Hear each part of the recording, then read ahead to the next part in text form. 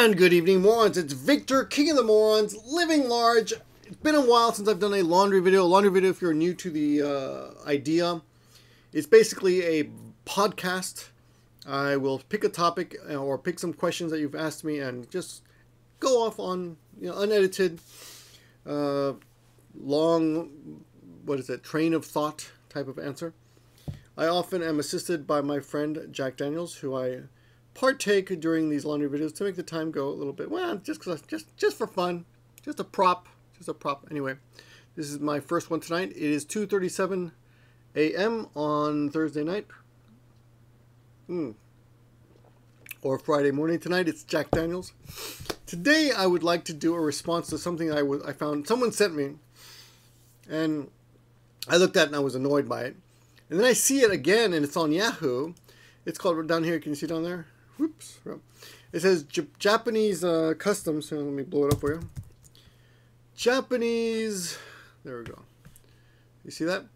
Japanese customs that are shocking to foreign travelers. So let's look at that and let me just react to that. 11 Japanese customs. I've seen another list on YouTube, 25 things that only happen in Japan. It's just full of bullshit. But let's check it out, and I'll tell you what I think. So just to show you that you can't trust most people unless you live here. So this one is made by someone named Thrastar Daughter. It's a really bizarre name. What kind of name is that? Anyone know? 11 Japanese customs that are shocking to foreign travelers. And here are 11 customs you should know before traveling to Japan. And they make Japan out to be this really complicated, weird, mysterious place, which, to be honest, it's really not. It's just, it's just another country, and they have human beings here that look a little bit different, and talk a little bit different, smell a little bit different, eat things a little bit differently than we do, or you do, wherever the hell you're from. Where the hell are you from? Anyway, let's look at these. Let's see, number one. Where's number one? Number 4 is avoided at all costs. What is this? In Japan, the number 4 is, oh yeah. So in Japan, there are 2 numbers that are unlucky. That's 4, shi, and 9, ku. Now, another pronunciation of 9 is ku, by the way, and ku is also the meaning for pain. 4, however, is even worse because the meaning of 4 is often, a homonym of 4 is shi. So let me give you an example of how this looks, just so you can see what I'm talking about. This is she. Hold on. This is she, and I know you can't see that yet. Hold on to your horses. There you go. That kanji there is she, which means death. And this is yon.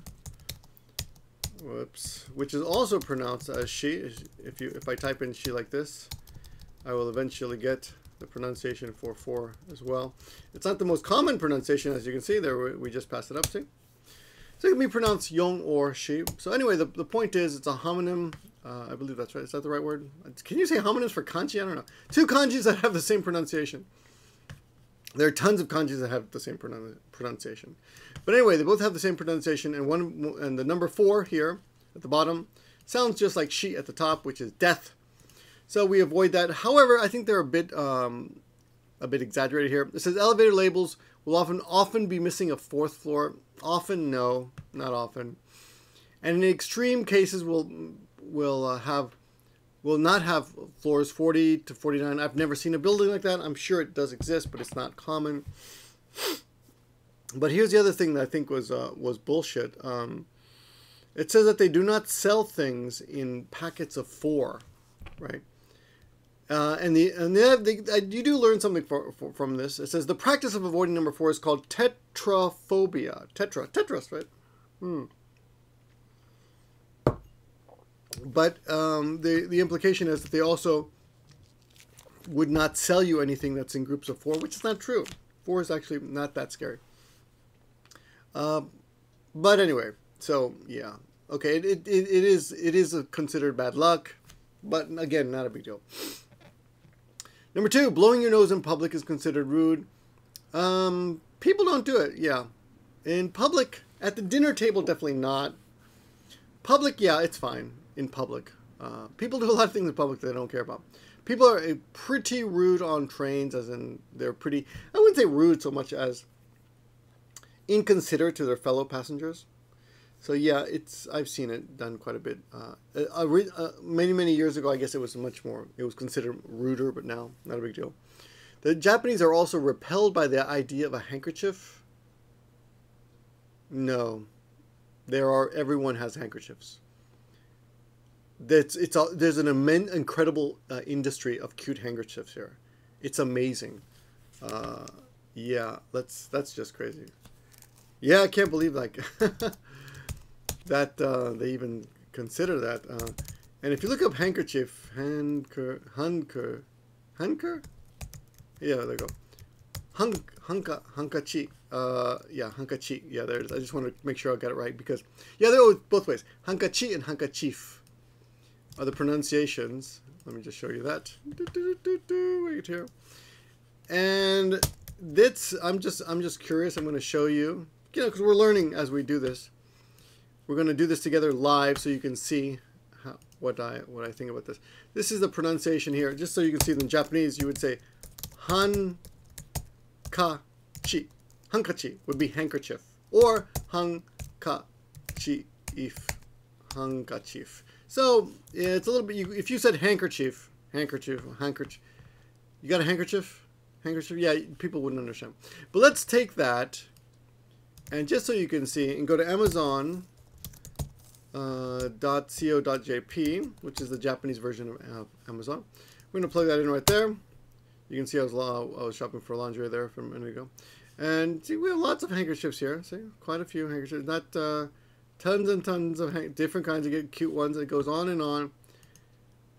On and all the cute ones. Lots of cute ones like this. This is like, yeah, lots of cute handkerchiefs. Hankachi. It's pretty common. I see them all the time. People drop them all the time. When I was in Brazil, I noticed that people you would often find one shoe like stuck in the mud. In Japan, it's handkerchiefs and gloves. What's wrong with this? Okay. Anyway, you get the idea. There are tons of different oh, look at that. Anime handkerchief. That's funny. Okay. A kind of nude anime handkerchief. As you can see, handkerchiefs, it's not so bizarre. Bizarre, apparently that's my favorite word. So, there you go. Number 3, tipping can be seen as insulting. I've never heard that it's insulting, though it is not done. And it will cause confusion, and people just don't do it. You just don't do it. But you don't do it in a lot of countries, from what I understand. Yeah, I wouldn't say it's actually rude. And there are certain cases where you do it. And giving money to friends and people is very common at weddings, at funerals. When someone has a baby like I have, feel free to send money. It's pretty common, actually. Which is not exactly a tip, of course, but at restaurants, no. However, I've done it before, and no one's ever acted like they were insulted. They've been happy. I've tipped a barber before. And sometimes not necessarily tip, but you give them a present, like a bottle of... I gave my barber a bottle of sake. Yes. So it's not insulting. That's just not true. It's just weird because they don't do it here. Walking and eating is seen as sloppy. People, and especially at a matsuri or a festival, there are outside food stalls everywhere, so that's just a ridiculous... might have been true a long time ago type of thing, but... And, if your grandma might say, hey, you shouldn't do that. Apparently the exception is ice cream, but there are many more exceptions. I've seen people doing it all the time. I see people drinking beer, salarymen drinking beer in subways, on the platform. It's quite common now. So, not true. Number 5, there are designated people who will push you into a crowded subway car. In Tokyo, apparently, yes. In Nagoya, no. I've never seen it. And this is the 3rd largest city in Japan, so I'm assuming it's just Tokyo. Where could it be? Osaka? Could happen, but it's not very common. So yes, it happens, but this is the exception. It's kind of fun to see that on YouTube. One of the most popular videos back in the day. And apparently they have a name called Oshiya. Osu means push. Oshiya, ya at the ending of a word, indicates a human being. So literally push person. Right? pushers. Okay. Let's see. They are paid to make sure everyone gets in the... You know what? They're staff. They're not... That's not actual their only job. They work for the railroad. You know, they're conductors and platform attendants. So, okay. Number 6. People will sleep on the trains with their head on your shoulder. Rarely happens. I've never had it happen to me. People do fall asleep, and if someone does fall on your shoulder, you're free to like get away from him, move away from them. And they act like this is apparently someone from CNN saying, Sandra Barron from CNN says, there is a tolerance that if a person next to you falls asleep with their head and their head kind of lands on your shoulder, people just put up with it. Yeah, but it's not a big deal. I've seen it I saw an interesting video on this in New York City. I think it was a big Jewish guy let a young black man fall asleep on his shoulder, and became viral, you know. So I guess that kind of thing is a big deal. Yeah, okay. But what's the title of this? 11 Japanese customs that are shocking. Not a custom. That's not a custom. It's an accident that happens sometimes. So that's not true. Okay. Number 7, there are toilet slippers in the bathrooms. Yes. Is that shocking? Toilet slippers? Is that shocking to you guys? I guess it's weird in the beginning. I know a lot of Westerners are guilty of putting on. You go into the bathroom, take off your house slippers. Everyone has slippers, right? Pretty much, especially if you're a guest. Take off your house slippers, put on the toilet slippers, and go in. Do your business, and then you have to get out of the toilet and change again. You step out of your toilet slippers. The toilet slippers should never leave the toilet area. Put on slip into your regular slippers, and then wander around the house again. I have, however, many times seen Japanese and foreigners both forget they were wearing toilet slippers, and it's often been just comical, and you know, no one gives you a lot of shit for it. It's just, aha, you forgot. No big deal. Let's see. Number 8, you must always bring a host a gift. You must always bring a host a gift. That's bizarre. When you visit someone's house in the States, you bring a bottle of wine, you bring beer. Here. Not a bizarre, shocking custom, and not just Japanese. So I don't know. Am I wrong, guys? Don't you guys bring something when you're invited to a party? But I will tell you this. I suppose if you go to we're not very accustomed to having guests over in Japan. I'm in a house right now. I own my own house, and when we first bought this house, I was pretty much American in the way I dealt with friends friends. I've had many YouTubers stay here on the couch in the past, and my wife has put up with it in the beginning, but now she's like, that's enough. I want to come home and relax, and it is not the Japanese way to have guests, to have friends over. When you meet your friends, you meet them outside the house, unless kids apparently it's okay, but you don't. It's not common to have friends over. But back in the States, I have a brother and 2 sisters, and our house was always full. People were always spending the night. We never knew who was in the house. You know, we had a huge house, and there was always people over. And my parents, they wouldn't even blink. Like, oh, who are you? Come in the kitchen and talk. Everyone's sitting around. Tons of people. Very common to have guests, of course, in the States. What about your country? Is it uncommon? Is it strange? In Japan, it is not common. So when you do have a guest over, of course, it is kind of a big deal. So you would bring over a gift. But that's just like inviting someone to a party at someone's house in America. You bring over a cake or wine or whatever, right? Number 9, pouring your own glass is considered rude. No, not considered rude. People do it sometimes, though it's considered polite to pour for someone in the group. Okay. Let me see. You must always wait for someone to say kanpai before drinking. No, you can say kanpai yourself. You don't have to wait. You can say kanpai, and that's it.